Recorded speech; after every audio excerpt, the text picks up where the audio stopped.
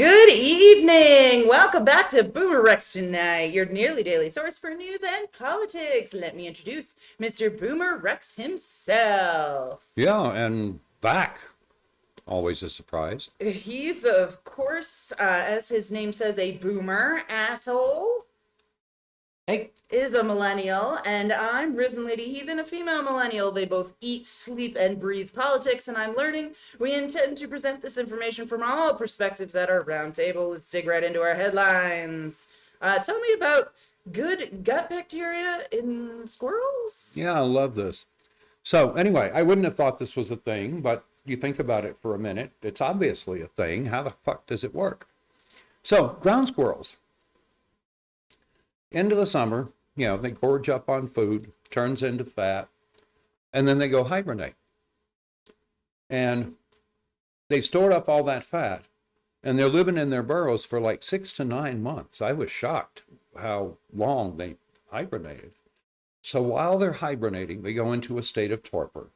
Their metabolism drops to 1% or so of the summer level. So they don't need enormous amounts, but they need food. Their body temperatures can plummet almost to freezing. And that just greatly reduces the energy the animal needs to stay alive, right? So anyway, the downside is there's no new input of protein, right? So if you do this to a human, right, you make them bedridden for 6 to 9 months. Right. They're going to need physical therapy to walk again. Yeah. And it doesn't happen to the ground squirrels. Right. Ground squirrels come bouncing out of the lair, and then it's breeding time, and they've got all their muscle mass, nothing bad happened. Their body didn't eat their muscles to keep them alive, and so forth. 9 months of inactivity, no protein intake, and they preserve their muscle mass.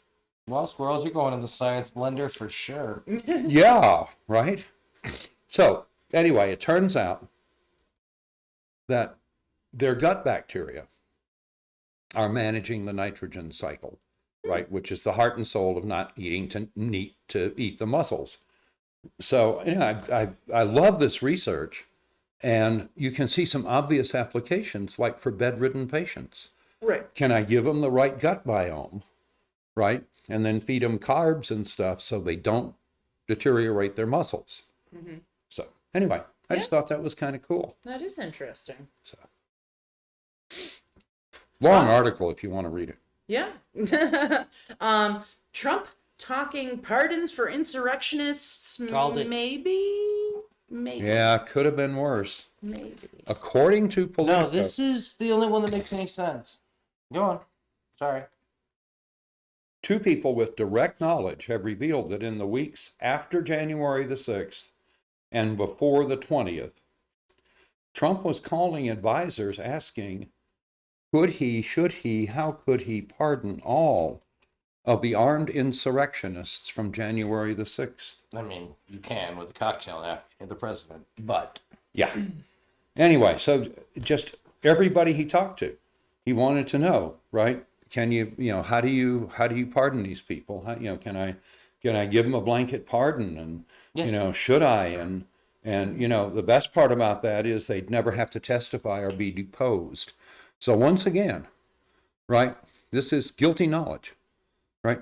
Trump knew he was guilty. He knew that he didn't want these people to testify. Mm-hmm. So this whole thing is part of a conspiracy, right, to cover up the details of the insurrection. And thank God we haven't decided to focus on the pardon power. Yeah. Give us time. We're screwing around right now with the electoral college count rules and have a bipartisan group babbling on with that. We'll see if they vote for it. Okay. But that would prevent exactly what Trump was trying to do. So. It would also prevent us from as easily questioning a fucked up election. So. It would throw it to the courts. So. Yeah, anyway. That sounds way better. No, at least at the moment, we have a better chance in the courts than we... It's gone once each direction. Mm-hmm. Yeah, true. Anyhow, so And then last Saturday, we've got him saying, you know, if he's elected in 2024, he may pardon the armed insurrectionists from January the 6th. So again, this is witness tampering, right? Plain and simple. So, you know, what can I say? Could have been worse. He could have pardoned them, and that would have been a problem. No benefit to him at that point. There Yeah. is now. Yeah. Because this will motivate the shit out of people. Right? Again, huge chunks of the Republic, like more than half of the Republicans think that the election was stolen. And that's part of the problem with some of this ideologies. You get to a point, right? If you really do think that Obama tried to launch nukes on the United States, you have to make war on that government. Yeah. Right? This isn't the kind of thing that you can sit out and be like, well, you know, that's not good. So, no, it's why QAnon picked their thing as crazy as they did. Right? That if you genuinely believe that, then yeah, you should be doing something to stop that. Yeah. So, no, Trump's... And you got to wonder how many of them can possibly be that brain dead that they believe that nonsense. In the leadership or in the people who actually went in the building? Oh, none of the leadership believe it. They all know it's a scam. I can point to 80 years of Americans thinking working hard for 40 hours a week was a way to get ahead. Yeah. Yeah, no. Great. Well, after the point it was demonstrably not and true. for 30 years of that, it was true. Yeah. Okay. Like the very first 30. Yeah. Yes. 1940 to 1970 weren't bad. Right. They also weren't American by design or in any way related to any natural found pattern in America. No, it was the wind down from World War II and Yes. the need for workers when we had 2.5 million men under arms. No, exactly. But Yeah. we have So- this mistake of believing that America wanted, desired, or would do anything other than destroy So the that middle leads us class. back into the next one, which is it's just a tool. Right? People saying, why is critical race theory all of a sudden, why are the furries all of a sudden, Oh, yeah. right? It's got nothing to do with critical race theory. It's got nothing to do with furries. It's got everything to do with a group of organizations and people who need some way to motivate their gullible followers. So imagine you're part of a group of libertarian billionaires who don't believe in public education, who see any sort of taxpayer-funded effort to improve the underclass as an absurd waste of tax dollars Their tax that I dollars. worked hard to earn, and you're trying to take, the government is trying to take it away from me at the point of a gun. God, I wish they were. So that might simplify things. The answer would be pull the trigger. Well, and none of that's the funny thing when these people talk about doing their own islands or boats. Because I love the boat ones because they eventually end up at the point of, oh, and you can't make your own food. Because no shit, you cannot have humans on a boat with their own food in their rooms. That'll turn into a disease barge in a month. Yeah. But I mean, they're talking about going to Mars. Oh, for God's sake, please go to Mars. Imagine you're a leader in the Republican Party who sees the average age of your constituency at 70. Yep. Right? So this is your last chance. Right? You need old white people to show up and vote. Yep.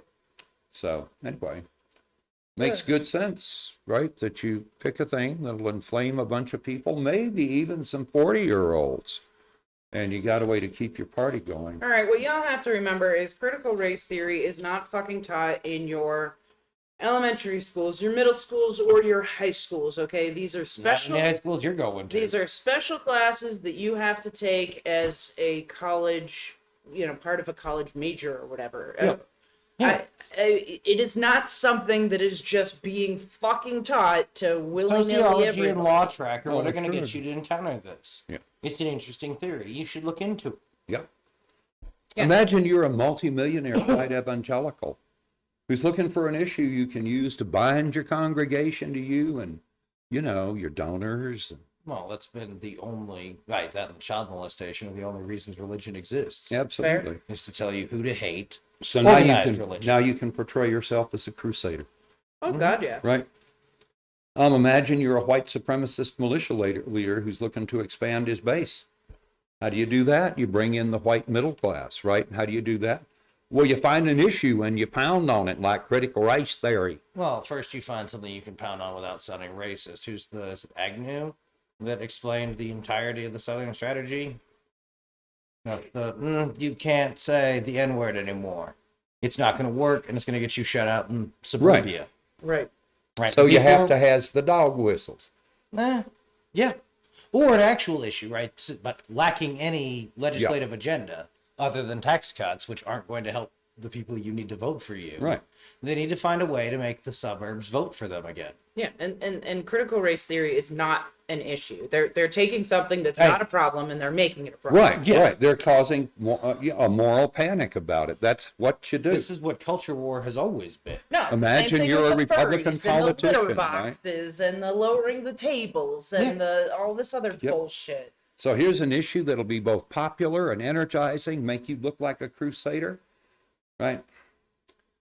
These folks are all crisis actors. They all know better. They know critical race theory is not taught in schools, but it's the moral panic they need, and they're more than happy to contribute to that. Yeah, they're more than happy to provide you with a reason to be afraid for your children, Yep. even if Well, and it's anyone who not gets a realistic. W-2 in America knows wildly more shit should be on fire. Oh, Yep. Like, for a country this bad, there should be way more Mad Max vehicles on my way to Walmart.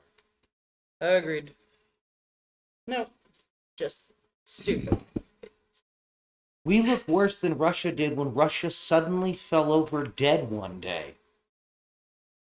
And CNN broke the news to everyone, which concerns the living shit out of me, and I'd like to talk about some of my tax dollars got spent. Yeah.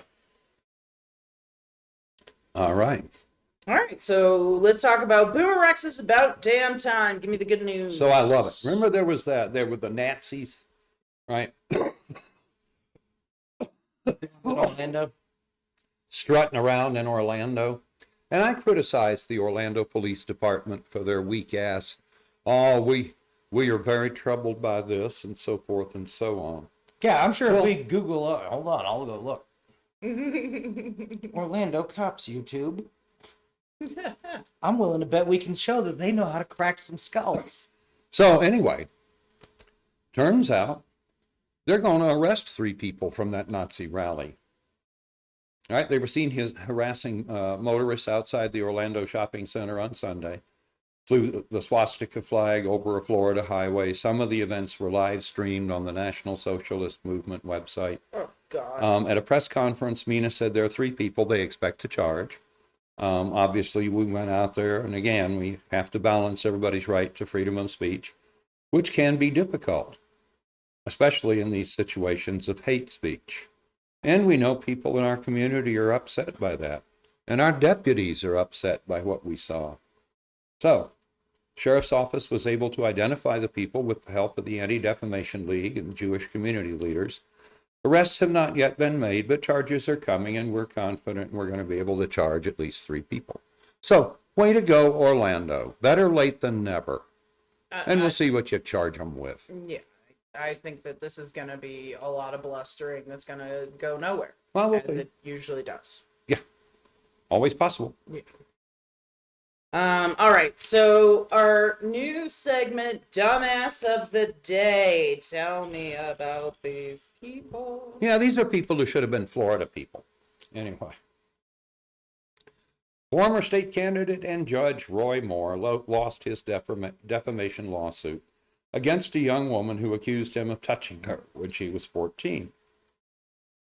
He's long denied the accusations, but he lost the suit. Well, so did his accuser. The jury decided, yeah, no. So, anyhow, she had detailed her allegations in 2017. He was 32, she was 14, lots of touching. Filed suit in 2018 after Moore attacked her for coming forward to describe her experience. Claimed at the time that it was just an attack on him to bring him down in the election. These purely political. Well, anyway, he was seeking substantial monetary damages. He didn't get them. And after Korfman came forward, others also surfaced to talk about Moore, saying he had pursued them when they were young teens. So, I love it. He lost. Good. But again, it lets me think about Roy Moore, right? So you got the little picture of Roy Moore waving his little cap gun around at the press conference. And you can look at that and you can say, well, I can certainly understand why he might be interested in teenagers, right? Right. So, because he's sort of training wheels. And I look at him when he rode his horse to vote. Never seen a worse rider in my life, ever, anywhere. Yanking, he damn near got himself bucked off. He was so mean to the horse. And completely out of balance. I mean, just terrible No, but you gotta rider. control this horrible beast that Oh, he's yeah. trying to... It would have been beautiful Yeah. if he'd gotten thrown and kicked.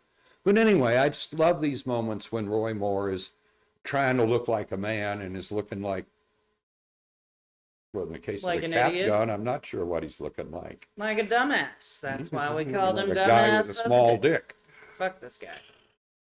Might All right. want to find an audience that doesn't have a lot of experience. So Anyway. true. All right, so tell me about Lisa Cook. You labeled this good news. Yeah. It's going to be an interesting nomination hearing for Biden's latest nominee to the Federal Reserve. So Lisa Cook, who is being sent forward as a member of the Federal Reserve Board,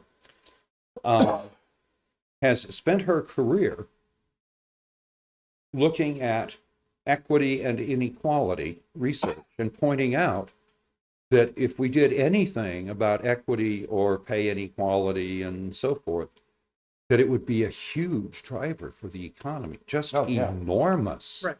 Right? So Biden has put her forward for a position on the Fed, and we shall see what happens. But anyway, she'd be the first black woman to serve on the Fed's board in its 108-year history. The fact that she's been nominated obviously doesn't guarantee a smooth confirmation. Of course. But this would be an interesting... Yeah, no, I mean, I'm curious to see how this plays out. It sounds really cool. Well, and if she's made a study of equality, she's almost certainly against this idiot idea of the Fed doing their own crypto garbage. Oh, God, yeah. Oh, yeah, well, and Already have again, digital on, dollars.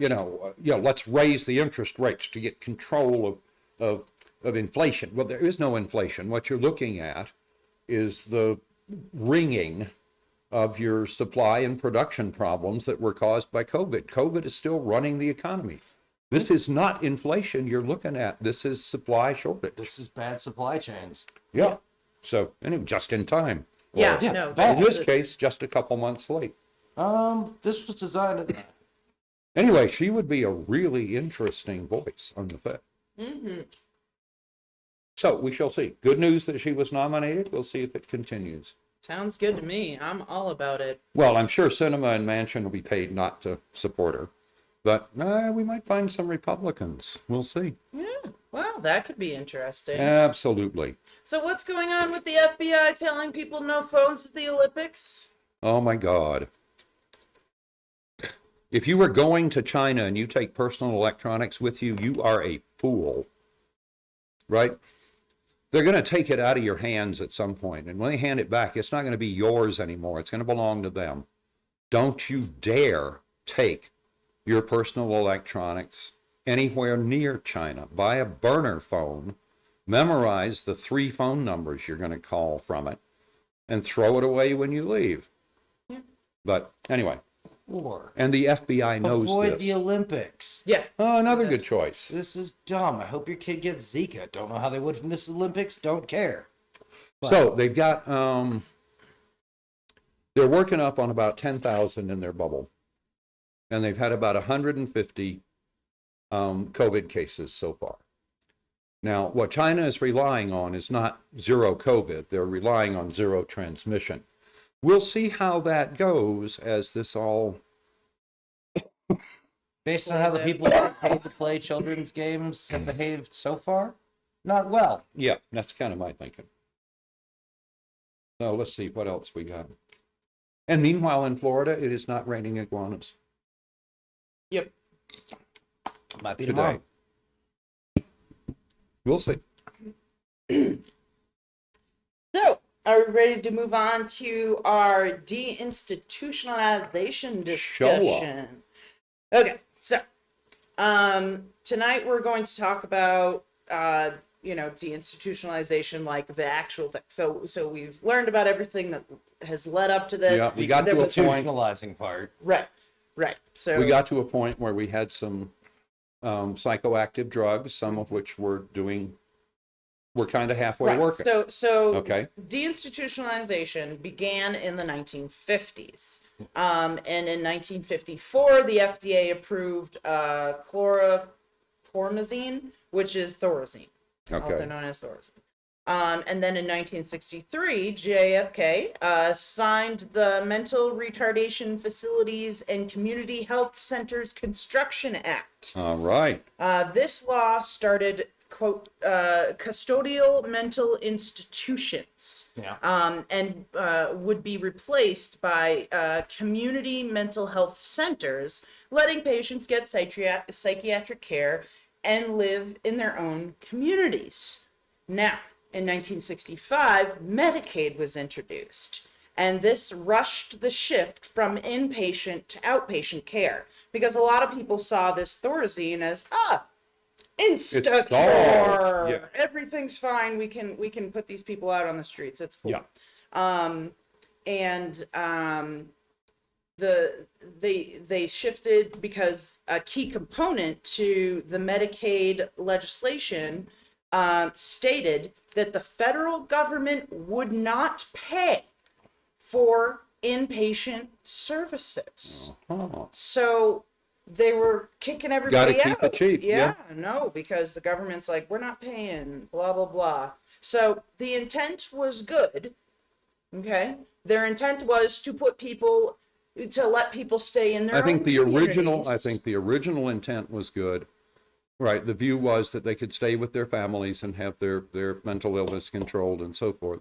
But I guarantee you that by the time we wrote that nonsense into the Medicaid Act, it was intentional, and it was to reduce cost and give tax cuts Right, to but big the donors. point is, business. right, so they promised these community mental health centers, but very, very few were actually built, and not many, all right, and not anywhere close to the numbers of which are needed. Well, it would for have been expensive. appropriate mental health. Yeah, we can't spend the billionaires' money on what's this, on 65? mental health.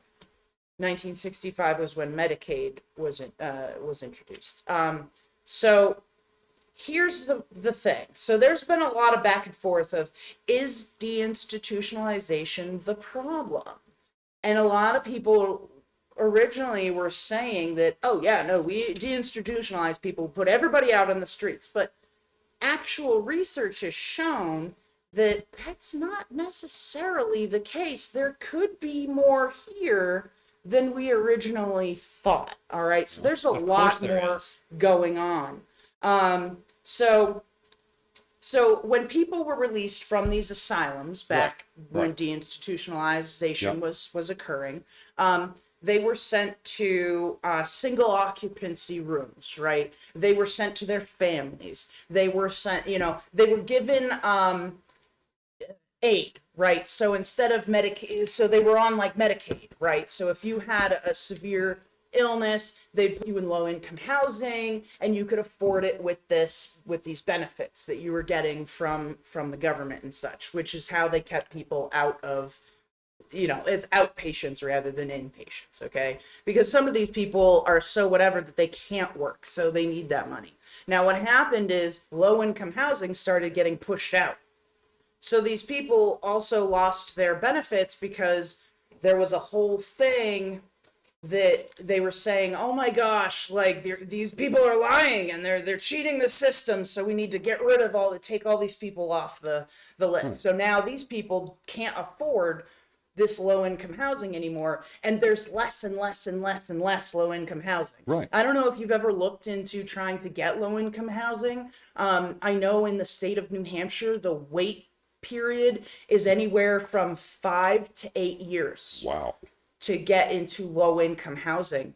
And by then, you've lost your place, probably lost your car, definitely lost your job. So by the time you have any chance of getting into this low-income housing, you can't afford it anymore, and you're broken on the street. Right.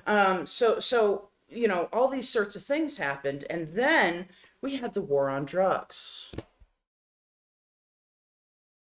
You know how people talk that a lot of people in, jails and prisons and such have mental illnesses, and that the reason for that was deinstitutionalization. No. It was all the stuff that happened after deinstitutionalization, including the Medicaid not covering inpatient services and all that stuff. So there was a lot of stuff that followed after this deinstitutionalization period that led to this. So I have an excerpt from a thing that I want to read here that was very, very interesting. So it's called The Truth About Deinstitutionalization. A popular theory links the closing of state psychiatric hospitals to the increased incarceration of people with mental illness, but the reality is more complicated. And this is by Alyssa Roth, and it's on theatlantic.com. Okay, so not a shitty source. I I didn't think it would be. I was just waiting to see, because... No, I was excited when I saw The Atlantic. State hospital patients were largely white, middle-aged, or older, and divided roughly evenly between men and women. Today's incarcerated population is largely young, male, and not white. More than half of the U.S. The war on drugs. More than half of the U.S. prison population are people of color. One study suggests that closing the state psychiatric facilities increased the incarcerated population by less than 10%. Yeah. So what accounts for the extraordinary levels of mental illness we see in our jails and prisons? In large part, the sheer number of incarcerated people. In July of 1971 press conference, President Richard Nixon declared a war on drugs, calling drug abuse America's public enemy #1 and setting the stage for tough on crimes policies. These laws, like mandatory minimum sentences for possession and other drug-related crimes, disproportionately affected people of color and pushed incarcerated rates to record levels. Between 1972 and 2009, the prison population alone grew 700%. As huge numbers of people were swept into jails and prisons, logically, many of them had mental illness. The crackdown on drug crimes made them especially vulnerable to incarceration. Substance use is common among people with mental illness, in part because it can serve as a form of self-medication. Around 3/4 of incarcerated people with mental illnesses are known to have a substance use disorder. At the same time, the advent of broken windows policing in the 1980s, the idea that in order to prevent bigger crimes, police needed to crack down on low-level quality of life crimes, disproportionately affected people with mental illness. A person acting erratically could be charged with disorderly conduct, or a person without access to a bathroom could be charged with public urination. Tough on crime rhetoric also helped enforce the persistent assumption that people with mental illness are dangerous and need to be kept off the streets to protect the rest of us. Judges have told me repeatedly that they fear offering bail or other alternatives to people with mental illness, lest the person in question end up on the front page after committing some heinous crime. It's the concern about offering bail to any criminal, only here's one that doesn't always respond to the world as the rest of us see it. But people, so I don't know what they're going to do. Right, but it's a wild card. Right, but people with mental illness are far likelier to be victims than perpetrators of violence. And since police are the default first responders, it's no surprise that people with mental illnesses are more likely to end up getting arrested. In order to fix our broken approach to mental illness, there needs to be a change in attitude, one that goes from seeing people as inherently dangerous to treating them as human beings in need of help. Right. So none of the tough on crime had anything to do with crime or people. It had everything to do with the political wedge the Republicans were attempting to drive in the 70s. Exactly. That was and the we all Democratic know, Party. And again, this is your little moral hysteria, right? going to the criminals. They're all that's the whole problem. If we just get the people off the street, Right. So get them thugs off the street. There's your dog whistle for you. right. So based on all of this information, right, was deinstitutionalization the problem?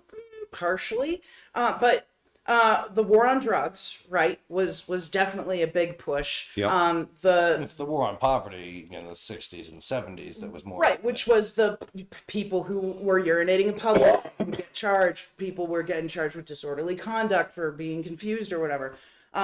Lack of assistance for the mentally disabled, lack of low-cost housing, lack of long-term care for chronic patients. Yes. All these things add up to problems. Right. And we know asylums weren't the answer because they weren't Asylums, being they're handled making them properly. right. Yeah. Yeah, they weren't being So handled the properly. whole point so. is, what we're missing are options and a commitment to doing something about the problem. This could Yeah. a lot of this could very easily be fixed with few things, right? Universal health care, raising the minimum wage, and providing these people who need assistance, and increasing the amount of low income housing that is available. Because right now, people are paying $2,500 a month to rent. I could buy a house for less than that, but guess what? They won't let me buy a house because I don't make enough money. So instead, I have to spend everything just to Yeah. be under a So- roof. Part of that, right? Yes, you need low income housing, but at the same time, if you're going to do anything about the mentally ill, you have to have a core of folks who are working with them who are saying, God damn it, John's not making it in an apartment. Let's get him into a multi-person house or whatever. Yep. And That let's means get a money for little more halfway supervision and houses say, yeah. but you have to fund those. And it's not the And you job need of the more fucking than- church, and it's not the job of the fucking charity. It's the job of the government of the United States of America to make America work for all Americans. And if it's not going to do that, it's not going to last long. Yeah. So there's your deinstitutionalization, people. Yep. I know it took us a while to get here, but I think it was worth the trip. I think it was Absolutely. I think it was fun. Yep. But I just think that there's so much we could take from this, right? There's Oh, so much we absolutely. could No, take. this is from what annoys me about this. Is as you point out, it is a problem with a simple solution, and America has solved hard problems, with harder than they needed to be solutions. Yes. The Panama Canal doesn't need to and shouldn't be in Panama. Right. There's a much narrower part we could have cut through a country, Oh God, yeah. and then it'd be easier to widen, which we need to do now because Panmax isn't as big as we thought it was. Yep. Yeah. Fair. So anyway, the treatment of the mentally ill is just a history of broken promises. Right. Over and over and The over. only one who got it right was Kirkbride, and in the institutions in which his stuff was carried out, yeah, it went well. In the communities, even it helped out because they were providing food. They were opening bakeries. In the 4 right? minutes they were allowed to do what it said in the pamphlet. for exactly 10 or 15 years, right? Yeah. This was good.